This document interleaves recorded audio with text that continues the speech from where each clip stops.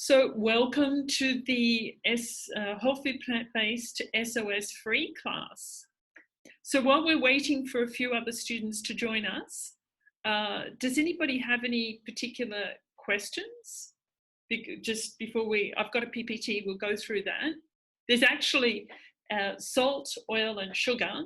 There's actually a huge amount of literature about this, scientific evidence. But I don't want to overwhelm everybody. So we're just going to take it little bit by little bit. I'm going to say the salt is going to be the hardest one for me. I don't think I could take that salt out. That's okay. We can actually, salt's one of those things that I struggle with as well. I'd say out of the three of them, salt's out. Sugar is actually quite easy because you can find other things. And we'll be listening to Doug Lyle. You've got a couple of videos there to watch. On Doug Lyle's got one on the pleasure trap. So we go into that at great depth. And when you understand that, and you understand the principles behind everything, it's like music. If you understand the notes and you've got the technique, then you can start making a symphony, okay? And we learn how to be able to satisfy a lot of our taste buds.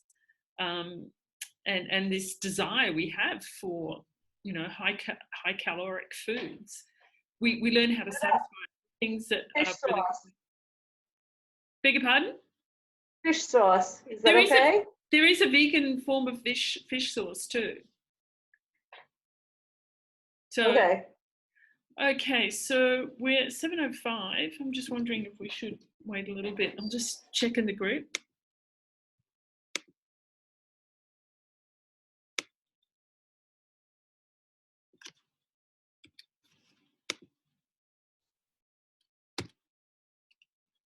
Okay, so okay,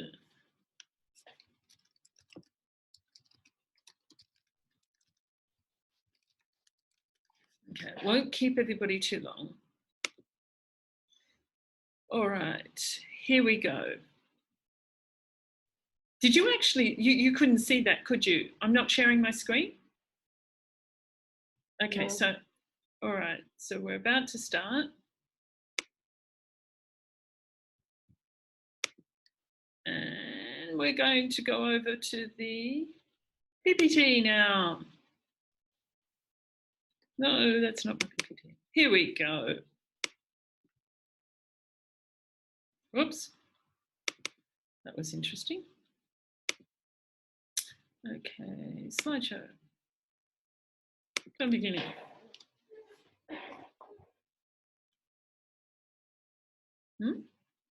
Okay.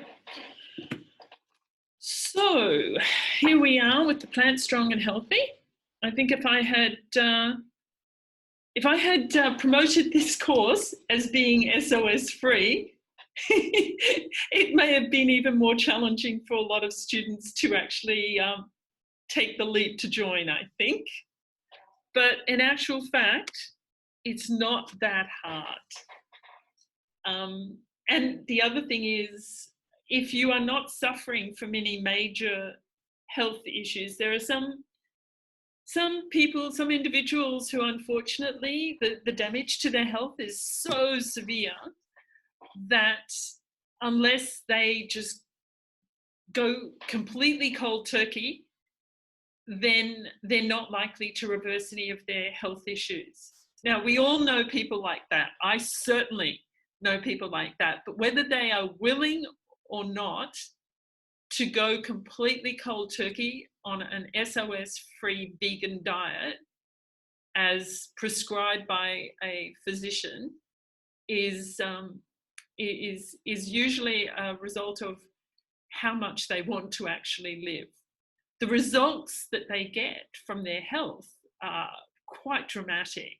Like I can honestly say, I mean, most of you will find as you go through this course, as you learn the recipes and bit by bit, you're sort of putting it all together.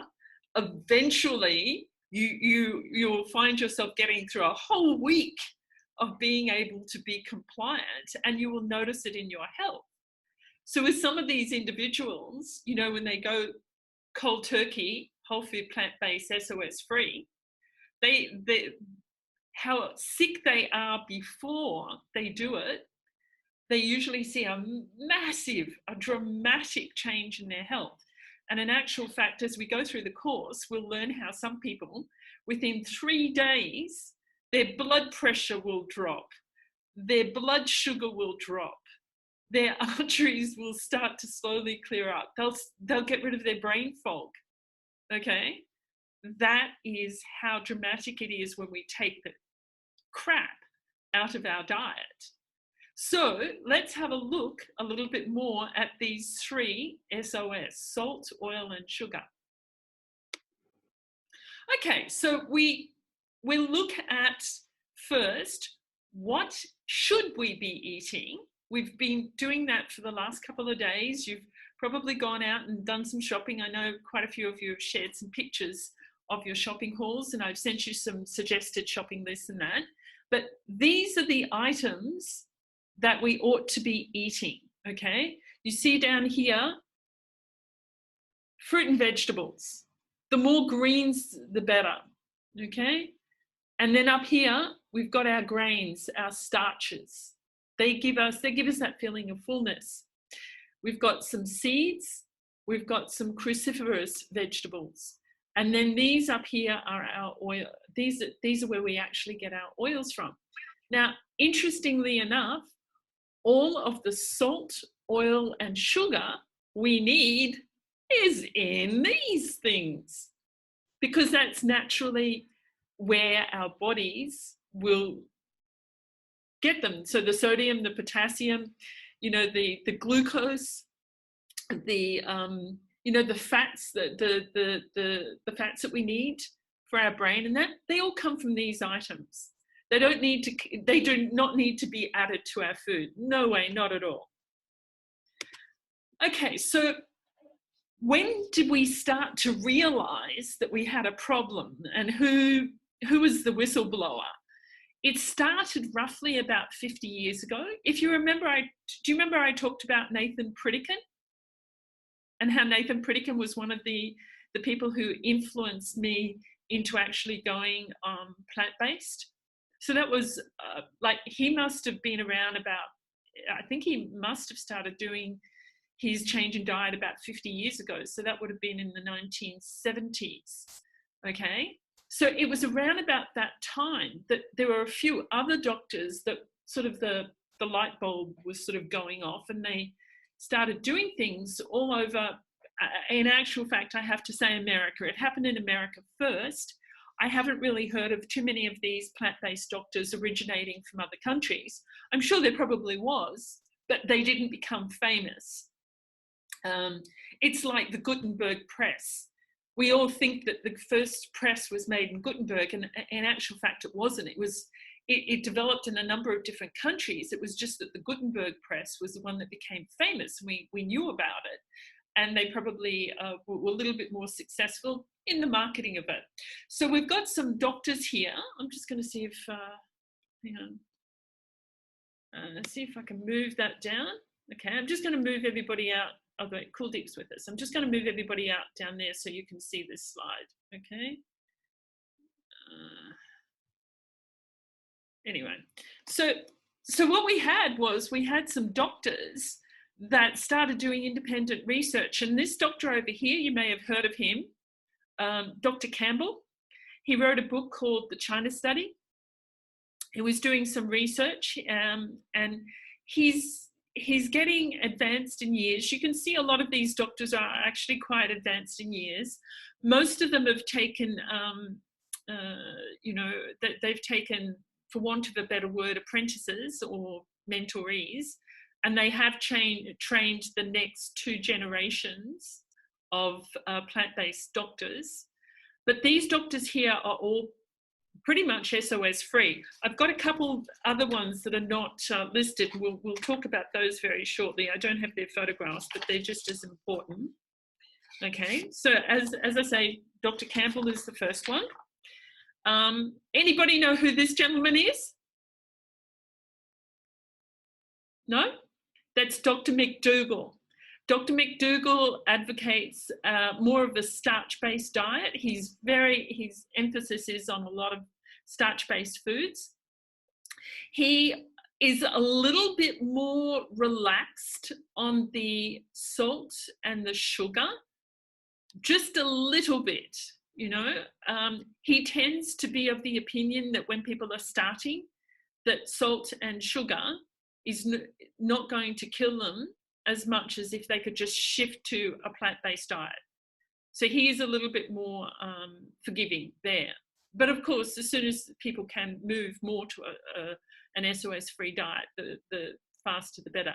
This is, does anybody know who this is? Wasn't he just in the video you gave us? He was. I'm just seeing who watched the video. I watched him for an hour. I have no idea his name. His name is Dr. Michael Greger. Yeah. And he is our nutrition nerd. In the plant-based world, Dr. Greger is the one who, I did send you a PDF. If you get a chance to have a look at the PDF, it explains a lot about Dr. Greger. His grandmother actually benefited from the diet that Nathan Pritikin was on. And she ended up living, I think, for another 40 years. And he was so impressed to keep his beloved grandmother that he dedicated the rest of his life to doing nutritional research. Now, he has a website called nutritionfacts.org. And then as you go through the program, you'll be exposed to this quite a lot. And you can go there and watch videos. But he provides all the evidence. So for example, why do you not eat salt? Why do you not eat oil? Why do you not eat sugar? And he breaks it down in little pieces. And so you can go and watch all of this detail, how it actually works. So Dr. Greger is an amazing resource. Now, this gentleman over here is Dr. Esselstyn. And I have to say, he's one of my favorite plant-based doctors. He's one of the kindest men you have ever met. Oh, goodness, I forgot to put Dr. Bernard there. Oh, well, Dr. Bernard is another one. And Dr. Bernard is a really kind man as well. I've met him in Australia. I met him in February last year when I met Jenny and Malcolm. But Dr. Esselstyn is a cardiac surgeon, and he actually specializes in helping people who have coronary heart disease to reverse their heart disease. Now, Dr. Bernard, you will also come in contact with him as well. Dr. Bernard is our, more or less, he's a generalist, but he very much helps people who've got diabetes, but not exclusively so. And then last of all of the doctors on this page, this is Dr. Malcolm Mackay, and this is his partner, Jenny Cameron. And they are both in Australia, and all being well, Dr. Mackay is going to join us on Thursday night for a live video. Going to be a little bit earlier, 6 p.m. And I hope that you get a chance to send me some questions about plant-based medicine, okay? Because what we're going to do is Malcolm Mackay is going to talk about his experience, hopefully, as being a plant-based physician. He could talk about any topic, but once you probably got him talking on any topic, you may not be able to keep him keep it within an hour or so, because he really is very passionate about his work. Dr. Mackay and Jenny have trained with all of these doctors. They know them very well. So we're very fortunate to have Dr. Mackay come and join us on Thursday night. Okay, so all of these doctors follow and promote an SOS-free diet. You will note something else about them. They're not obese, okay? Pretty much anybody who's in the whole food plant-based medical world, particularly the no oil, SOS-free, is always very lean, okay? And they usually live a long time too, just letting you know. But we all know my thoughts on that. Okay, so why do we go for no salt? Well, there's a lot of reasons. Let's have a look at some of them. First of all, cutting out salt in your diet lowers your stroke risk considerably, and that's mostly because of hypertension. And we've got reduces hypertension over here. And we will have time at the end of the presentation, then you can ask questions and hopefully I'll be able to answer them. It also reduces your heart attack risk, okay? It lowers your diabetes morbidity risk. Let's see if I can move this out of the way. There you go. Lowers your, moved it out of the way for a little while. Lowers your diabetes morbidity risk, which means that it lowers the chances that you will die from diabetes. And the reason why people die from diabetes is because usually they have a range of problems, but usually it's hypertension causing heart attack. So people who've got diabetes are at risk for a whole lot of things. And they are at risk of renal damage, stroke, heart attack, and hypertension. They all link into diabetes. And just another reason for no salt is you'll live longer, okay? I think I mentioned reduce renal damage, okay? Let's move on. Now, no oil. Why, where are we going to see the oil in our diet, okay? So a lot of people are very puzzled about this. Every person coming into a whole food plant-based SOS-free diet will find there is one particular area that they struggle with more than the other. And I would say, let me see. I think from my experience, the no oil is the hardest when you're eating out of your own house. You know, it's not that difficult to go to a restaurant and say, I don't want any sugar and I don't want any salt in my food. But you say, I don't want any oil, and it's probably the most challenging from an outside dining point of view. But I would also say, out of these three things that we're about to look at, oil is the most damaging because it causes problems for both the others, okay? So oil is the big baddie. And this is where we often find it, okay? So sunflower, sesame, safflower, rice bran, peanut, palm, mustard oil, avocado, soybean, linseed, corn, canola, palm, olive, they're all not okay. I have, and I will admit, I have had some really intensive episodes on WeChat. It's usually WeChat in groups. If I have mentioned anything about no oil, there is inevitably someone who will jump up and who will be very defensive, almost as defensive about eating oils as some people get defensive about eating animal products, surprisingly enough. And if you really look into it, unfortunately, you usually find that person has some financial link into selling a product that is basically an oil. It's sometimes a coconut oil or it's an olive oil. Coconut oil and olive oil are usually the two main ones that people trade in, and they're very defensive. And one of the things is that there's been a lot of, I would say that these would probably be the two oils that if you're going to end up in an argument with a friend or a family member about why you're cutting out oil, these will be the two oils that people will say,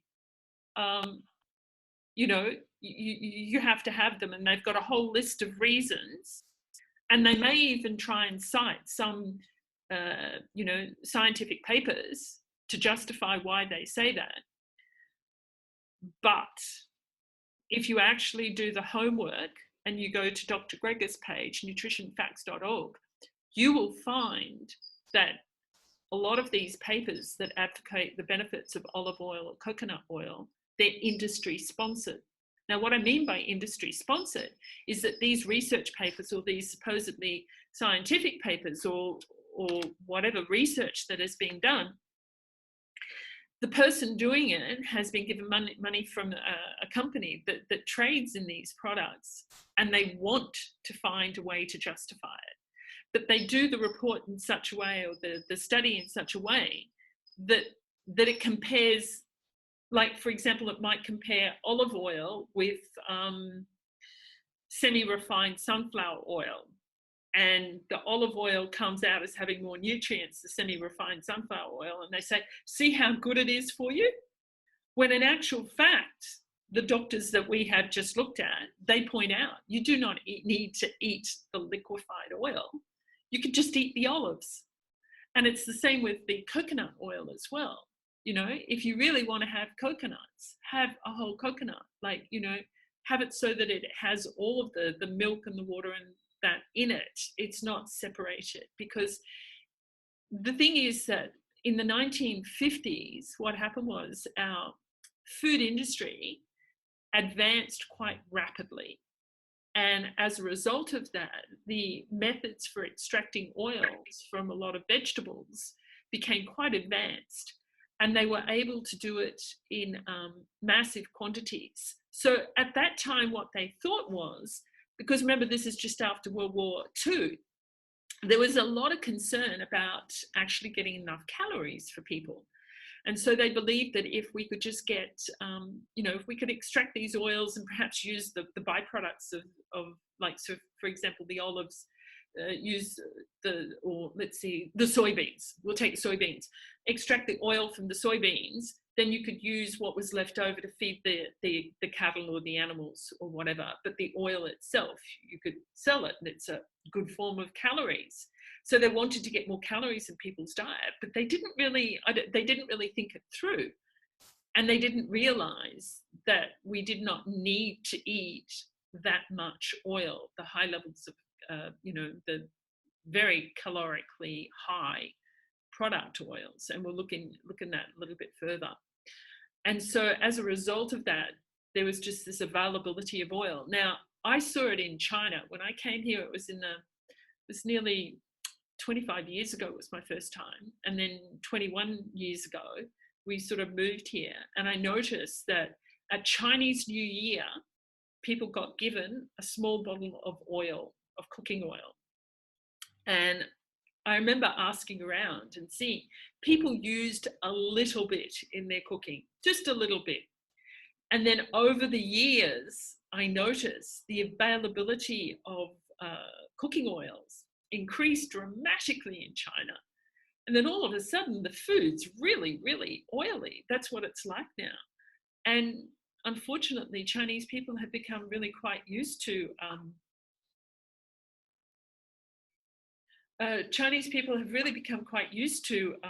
eating that much oil. And in actual fact, people find it difficult. They feel that if they're not getting that sort of taste on their mouth, then they're not really feeling very full. So let's move on. Okay, so where do we actually find a lot of these oils, particularly in a Western diet? We will find them in salad dressings, goose, beef and chicken fat, shortening margarine and butter, all of your cakes and pastries. Unfortunately, you will find that it is it's very difficult to buy cakes and pastries and biscuits outside of your own home to get them, you know, to buy them. It's very difficult. I have got a few brands that I can recommend. I have found some savory biscuits and some rice cakes that don't have any oil, sugar or salt in them. And they're really very nice. But like, it's very difficult to go to shops and buy oil-free. In fact, even in supermarkets in Australia, when I was looking for bread, I found it very difficult to find breads that did not have canola oil or other, you know, they had other ingredients that were just really not good for us. So one of the things is we tend to find is if we're trying to stay more compliant, is we end up making a lot of our own products. So it's very possible to make these, and instead of using oil, we use other things. Like, for example, I'll be showing you as we go through the course, if you're trying to make some high caloric but healthy caloric snacks for people whose metabolism is very high. So for example, athletes and children, you can actually use peanut butter or any of the nut butters. And that is instead of actually adding butter or oil. So for example, you'll find a number of Jill Dalton's recipes uses nuts, and her use of nuts is basically a replacement for butter and oils. And that is okay. If you're not trying to lose weight and you do not have to reverse a serious degenerative heart disease or serious degenerative disease, then having those nuts in their more pure form is okay. It's okay. All right. So then we come down here a little bit. Oatmeal, raisins, chocolate chip cookies, all of these, sausages, hamburgers, whipping cream, whole milk, ice cream, cheese. All of these things have high levels of oil, okay? And a lot of the nuts and seeds you will find, particularly the processed ones, they actually stir fry them in oil and they add sugar and salt and flavorings to that. So whenever we do buy nuts and seeds, we always buy raw ones, okay? And when we're using them in our cooking, we'll use them. So I actually will be sending you some raw nuts and seeds. I don't know if it's in the second package or the third one, but you will be getting some, okay? Okay, so what's the benefit of not having oil in our diet? Well, first of all, you'll lose weight, okay? That's one of the first things that you'll start to notice. Some people have some very rapid weight loss because it's the oil that has been stopping them from processing. Oil acts as an insulin blocker. And so a lot of people, for want of a better word, are pre-diabetic without even knowing it. As we go through the course, Dr. Bernard is brilliant at explaining this. I sometimes feel, if I try and explain it, it never sounds as good as when one of the doctors does. But basically, you've got lots of videos to watch there, and Dr. Bernard will explain it, how when we consume oil, it makes our blood oily and it blocks the insulin receptors. And what that does is, when we're having oil, we're not getting we're not able to process the glucose that is in our blood. It doesn't get into our muscles, and so we don't feel energized. If you cut the oils out, or you reduce, well, actually basically cut them out. You cut the oils out, all of a sudden you get this massive surge of energy because the blood sugar is actually getting right in there to the muscle where you need it, when you need it, okay? And Dr. McDougall has a saying, the fat you eat is the fat you wear. You are less likely to have acne, okay? There are two main things that I see a lot of young people who get acne, and even older people, particularly women, when they're hormonal, if they have oils or fat in their diet, they can end up with mature age acne. And there's two things that possibly trigger that. One is dairy products and the other is oils. You cut those out of your diet, a lot of people find all of a sudden their skin's clear. There's actually a whole food plant-based no oil diet called the Clear Skin Diet. These two twins who are actually friends with Dr. Esselstyn, their parents are friends with Dr. Esselstyn and also with Dr. McDougall. And these two twins, two twin girls, very beautiful young girls, they're singers and actors, and they're probably in their early 20s now, but they wrote a book called The Clear Skin Diet, and it's particularly good for anybody who has acne.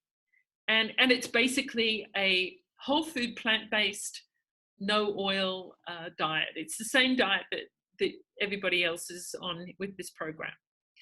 So the other thing about no oil, it reduces your heart disease risk factors, and we'll have a look at that as we look at the teachings of Dr. Esselstyn, because Dr. Esselstyn shows how oils in our diet tend to cause the fatty plaques the blood to be sticky and to cause a lot of problems in our arteries.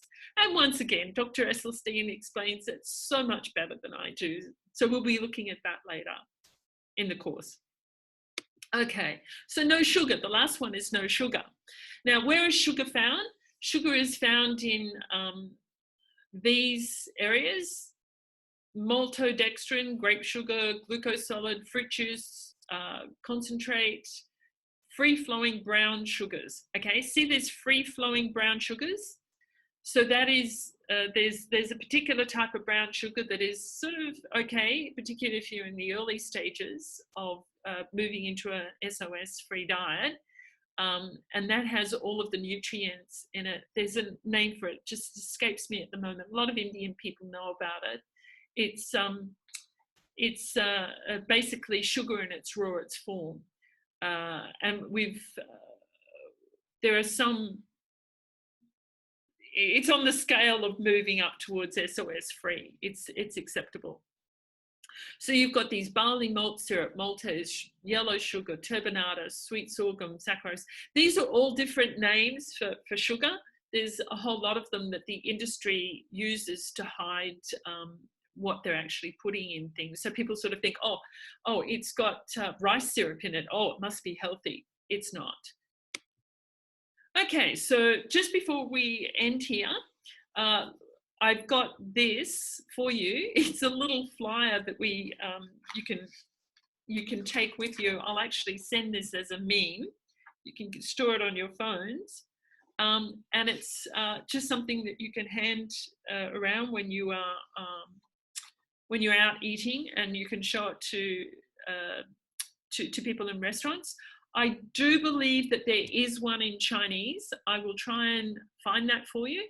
But it's it's a very useful sort of thing. It just explains to people when you're out eating. Now, just finally, let me see if there's anything else I just want to quickly cover before I open it up so we can have a chat. Let's see.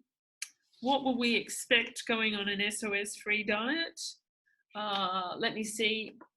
Some people will find it a little bit challenging at first. So what we tend to work towards is reducing, okay? And just very quickly, some of the things that we use to supplement, like not supplement, exchange. We actually have a lesson where I talk about substitutions. That's the word I'm looking for. So with salt, we use vinegars, and we use a lot of herbs and spices, and we use chilies. So we make food very, very flavoursome. So that actually, just talking now, I've got my dinner sitting out on the table in the kitchen, and I'm just sort of thinking chili. My mouth started to water. Sour things. You know, some of the sauerkrauts and some of the pickles and of course the vinegars and that. Sometimes they can be a good, lemon juice can be a really good substitute for salt. And it's also one of those other items that you can add if you've got a little bit, if you're trying to reduce your salt, you add it and it feels as though it's saltier than it actually is because it's got the sour. Now for oil, we tend to use, as I mentioned, we substitute with nuts. It depends what it's used for. If it's used in baking, sometimes the peanut butters or the nut butters can do the job. For example, you can make biscuits. I make oat biscuits. Actually, I make them for my dog. She loves them. I make peanut butter and oat biscuits. She absolutely adores them. And when I do that, the nuts give it that crunchiness. You know, because that's how you get biscuits sort of have that choy. There's a crunchiness in it. It's the oils, but we use just the paste, the nut paste. Then substitute for the sugar is we are going to be using date paste, okay, particularly in these transition stages. And I will be making up some date paste, and I will be sending that to you in your next packet. So you'll be able to try a few of these things. And speaking of chilies and things like that, sometimes the curries, the curry flavor I've got some curry paste. I can't remember who asked. Someone asked in the group if I would send that. I think it was Mahama. And I will send some curry paste to you so that you can try that in your cooking, because sometimes these very flavoursome curries can give us that taste that we need to substitute for salt. Okay, so I think that's all I need to say now. I'm going to open the meeting up for discussion. Let's see if I can I make this a bit bigger? No, bigger, bigger, bigger. Okay, I'm just going to put this up here. Okay, meeting is now open for discussion.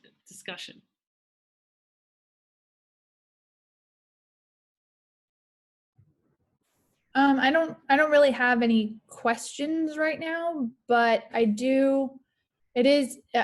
mentioned in the group earlier that I would really like to have more snack recipes, just because I find in between meals I get really hungry, especially if it's like a work day, and then I'm more likely to want to just give in to something that's an easy food, which tends to involve one of the things that you're mentioning, you know, like actually for dinner, even though I had food made at home, I wanted something easy. And so we got some Indian food, which is very oily, especially if you're asking for like Indian food when it's vegan. They don't use the cream, so they use more oil. So that's very true. You find go ahead. Yeah, but yeah, I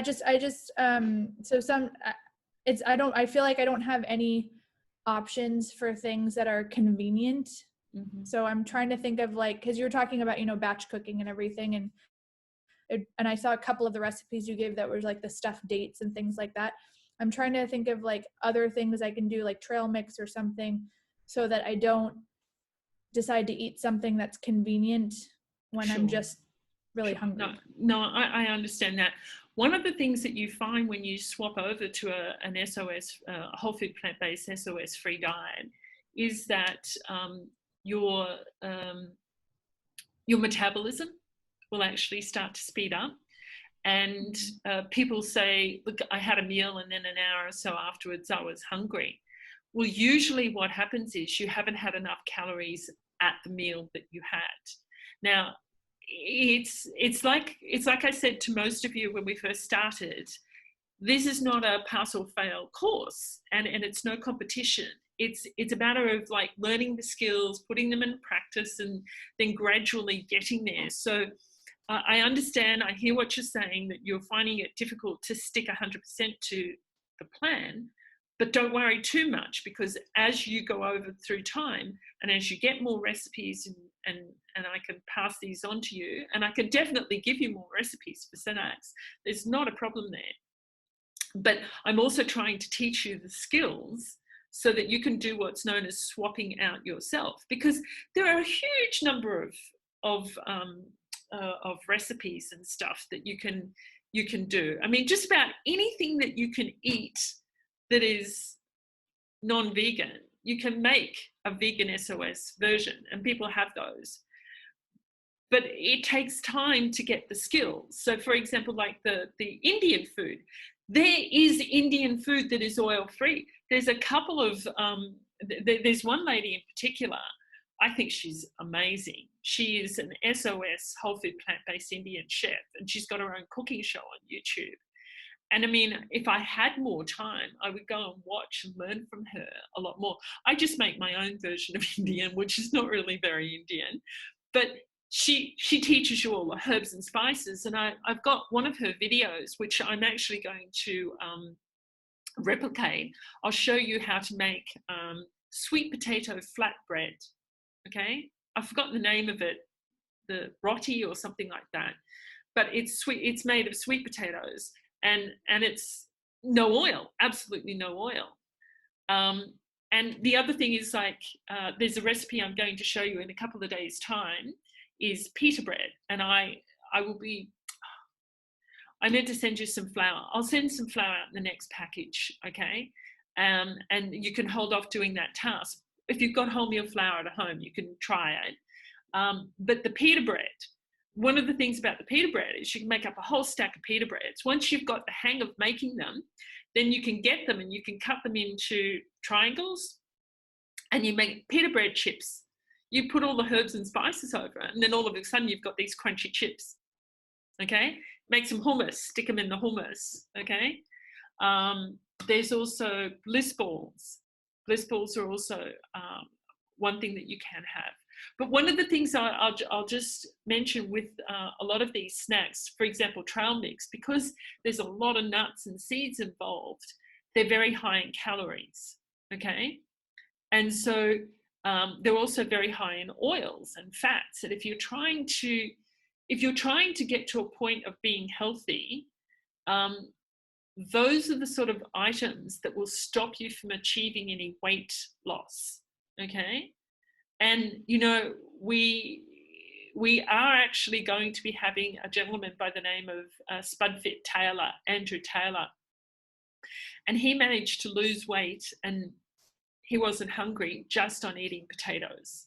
Okay, now the thing is that I could recommend a few potato type recipes, but it involves having a dry fryer or an oven where you can roast these.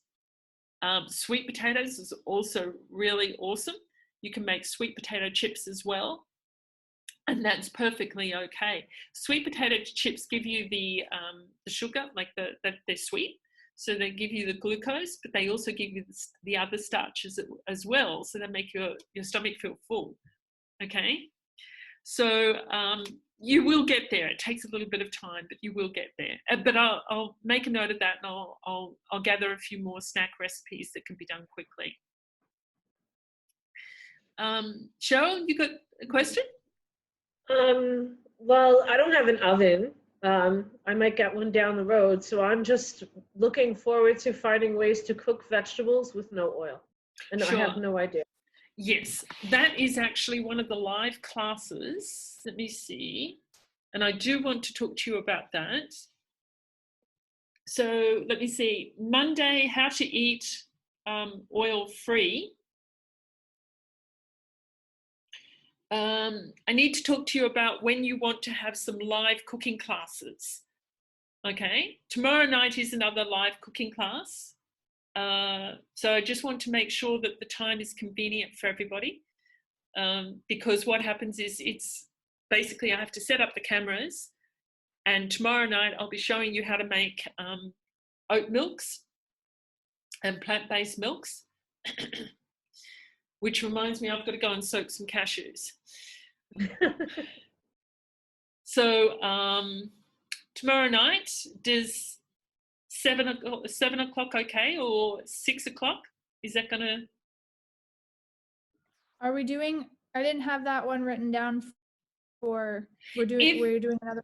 Sure. See, the thing is, Darcy, because this class used to be in the centre, it's been very difficult for me to know exactly what time would be convenient for people to actually sit and watch something, particularly a cooking demonstration. I mean, of course I can record it, but I'm sort of hoping that with the live demonstration, what happens is I'll put my computer there, you can see me doing things, and as I'm doing them, you can ask me questions, okay? It's more interactive rather than what we're doing here, which is I give a little 20-minute talk about something and then we talk about it. With the live class, particularly the demo class, you're literally watching me as I make dinner. And so, for example, the stir fry, how to stir fry without oil, you'll get to see me doing that, and I'll show you what the technique is, okay? So is 6 o'clock okay for tomorrow night?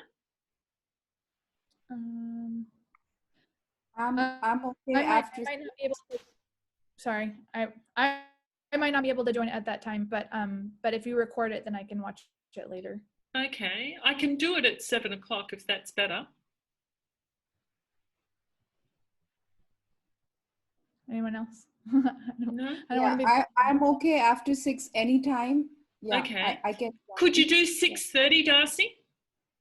I could. It would just be a matter of me needing to Is it exercise dinner? and eat. Okay. Yeah. In that case, then what we'll do is we'll keep it at 7:00. Okay. Mm-hmm.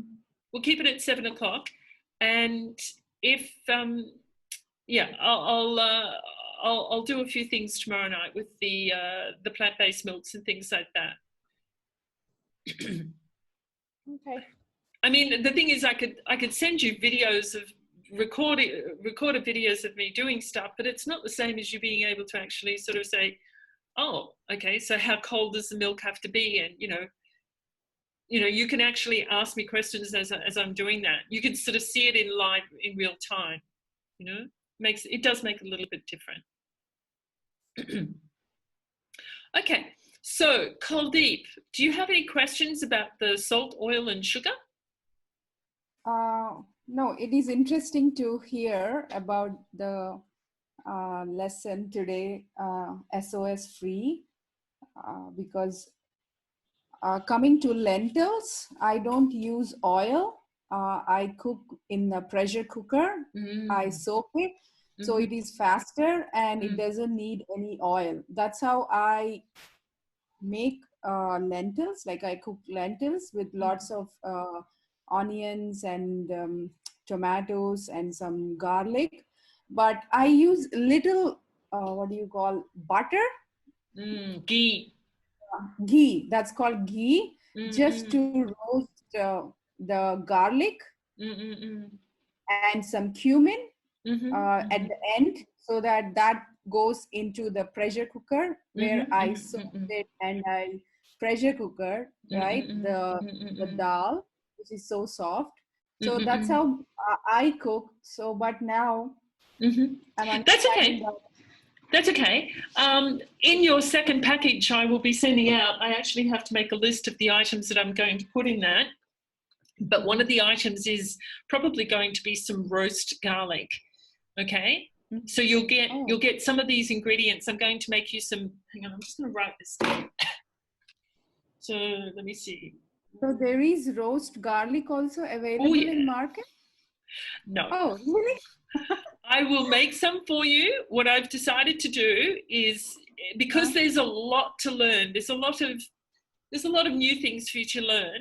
I don't want you to feel overwhelmed. So I'm going to make you some of these ingredients, some of these basic things, such as the edamame sauce. I've got some Worcestershire sauce that I make. I'm going to make you some date paste. Yeah, because I never used, we use sugar, but in tea, when we have tea, so we are like cutting down the amount of milk. So we have our ginger tea, masala tea every day. So I'm reducing the amount of milk. And what is the substitute for the milk you said? We use oat milk, and I've got creamers and things like that. I'm just going to put some notes down here. I never saw and I never experienced those kind of milks. What I know is just normal milk. Sure. So that will be a new thing for me. Sure. Tomorrow night, when I do the plant-based milks, I'll be teaching you all about that.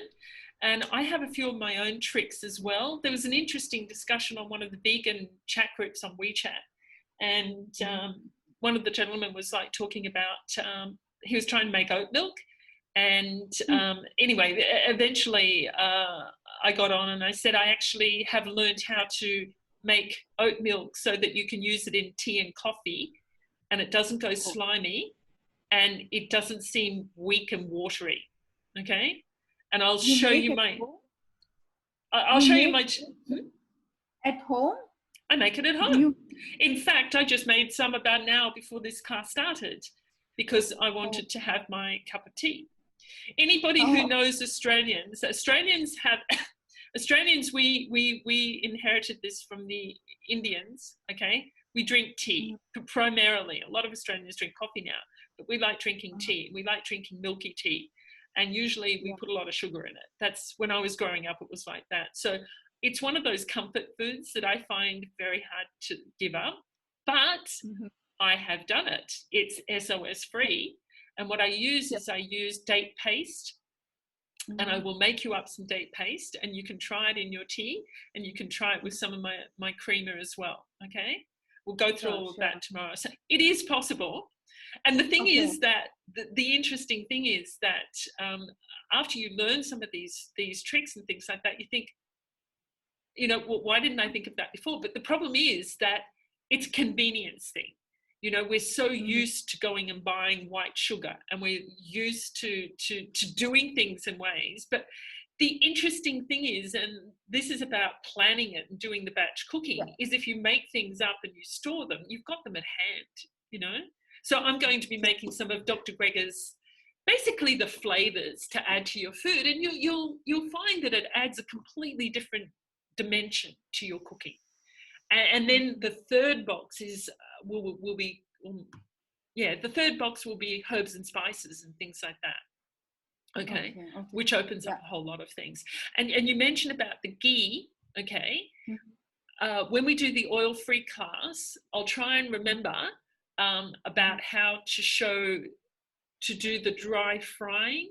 There's the wet frying, and then there's the dry frying, and you do not need to use ghee at all.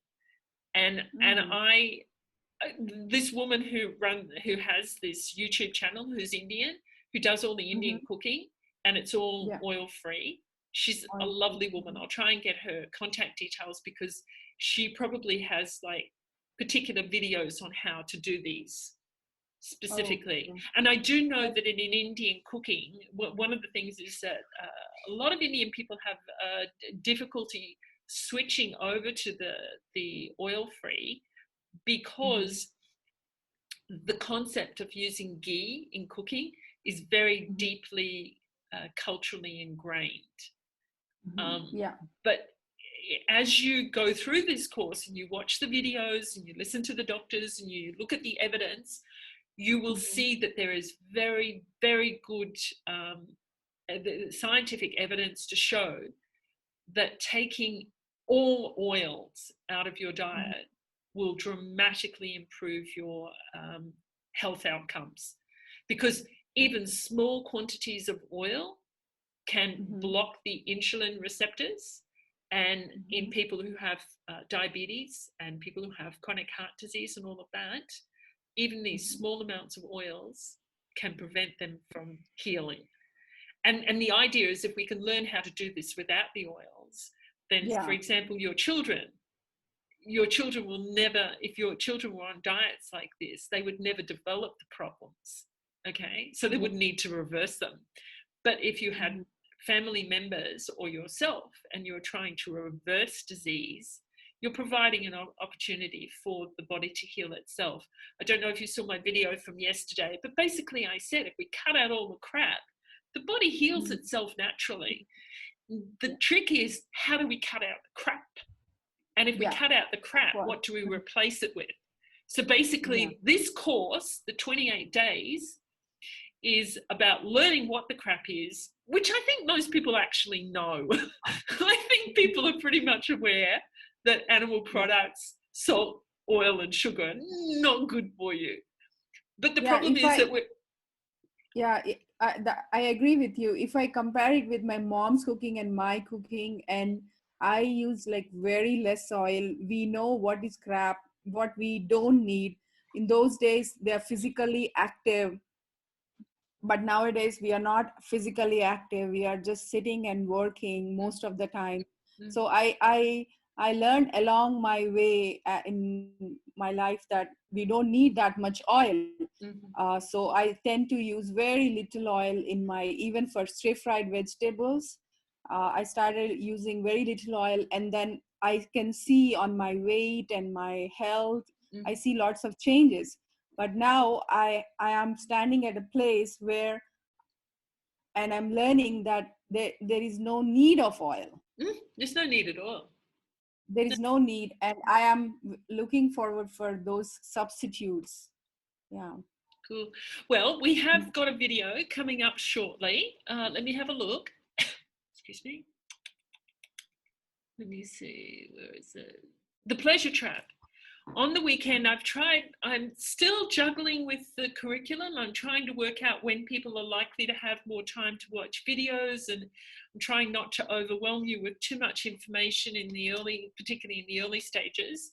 But there is a couple of really good videos to watch, Escaping the Pleasure Trap and what was it? Thoughts on Escaping the Pleasure Trap. There's actually 2 videos. Yep, Escaping the Pleasure Trap by Dr. Lyle and Thoughts on Escaping the Pleasure Trap. Okay, so once you watch those, one of the things that is very interesting is the food industry. Like, we look at, why is it so difficult to get the food that we really need for our bodies? Why do we find it so difficult to get it from the restaurants? And the reason is, particularly Darcy, like Indian restaurants, even here in Ningbo, is that when you give people fat and oils in food, it gives them that feeling of fullness without actually giving them the nutrients. So oils are a cheap way of filling your customers without giving them a lot of food. It's really, it's a frustrating thing, because when you start to eat the healthy way, you eat more quantity. You definitely eat more quantity, but because you're pooping it out, it's coming out the other end. It's what your body's meant to do. You're cleaner. You do have more energy, but the amount of fresh fruit and vegetables and grains that you consume is larger.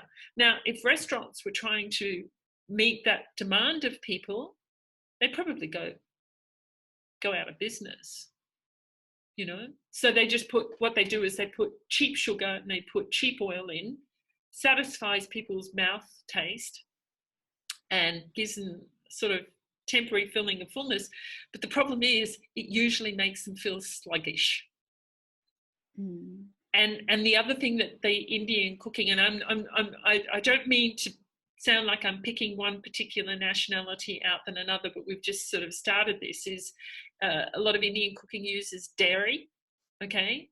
And that also gives people a feeling of fullness, and actually gives them a feeling of euphoria, okay? Gives you a feeling of euphoria.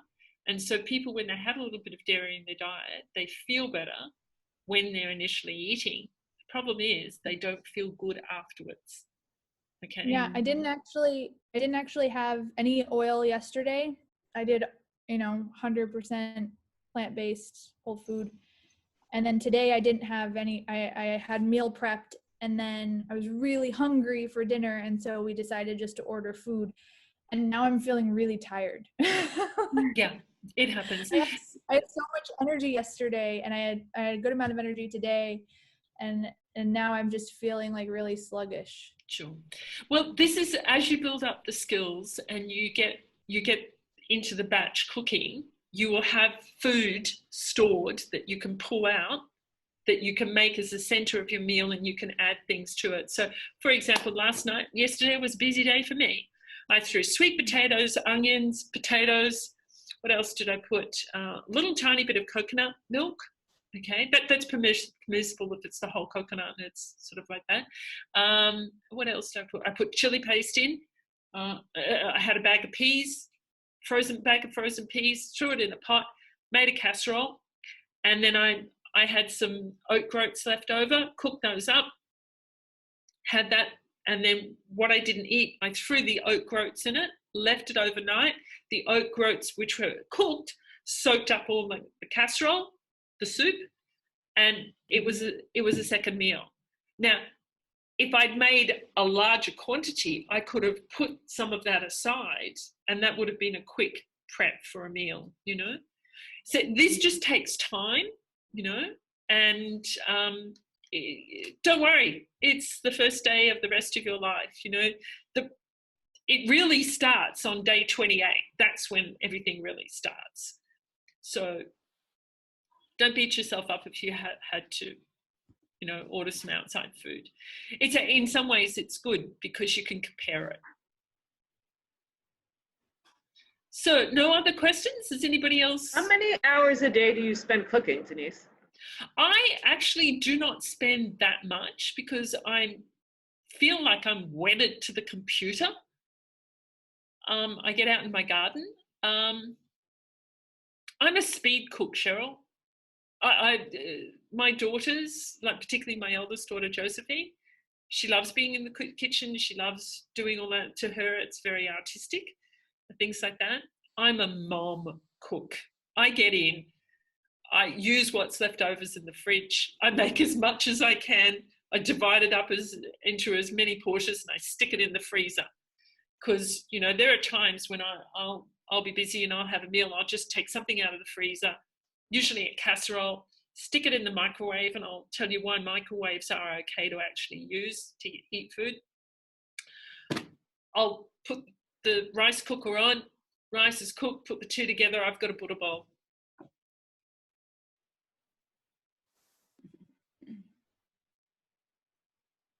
Oops, we lost Cheryl.